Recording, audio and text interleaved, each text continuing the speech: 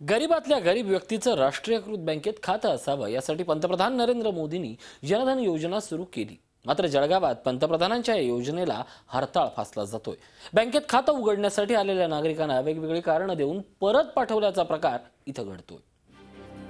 देशातील प्रत्येक नागरिकाचं बँक खातं असावं यासाठी पंतप्रधान नरेंद्र मोदींनी जनधन योजना सुरू केली।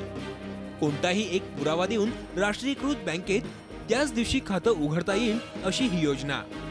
मात्र जळगावात पंतप्रधानांच्या या योजनेला हरताळ फासला जातोय।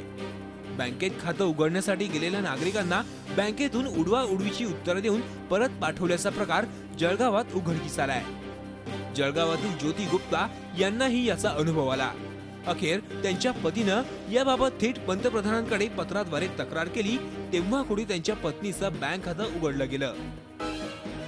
मैं यहाँ पे उनको खाता खोलने के लिए आई थी, तो वो बोले कि हमारे पास फॉर्म उपलब्ध नहीं है। बोले अभी 2-3 महीने के बाद आएंगे फॉर्म, और तुम यहाँ पे चक्कर मारते रहने का, बोले देखने का कि भाई फॉर्म आए कि नहीं आए कि नहीं। जब हम आएंगे बोले फिर तुमको देंगे, जबकि वहाँ फॉर्म थे। 3 दिन जब चक्कर लगाने के बाद में मेरा जब है ना मेरे मिसेज का खाता नहीं खोला गया हुआ है, तो मैंने फिर है ना प्रधानमंत्री नरेंद्र मोदी के नाम से एक कंप्लेंट बनाई हुई है। जो खाता है ना 15 दिन या 1 महीना बोला जा रहा था कि आप आओ 15-20 दिन बाद में खोलेंगे, जब करेंगे सेम डे खोल के दिया गया।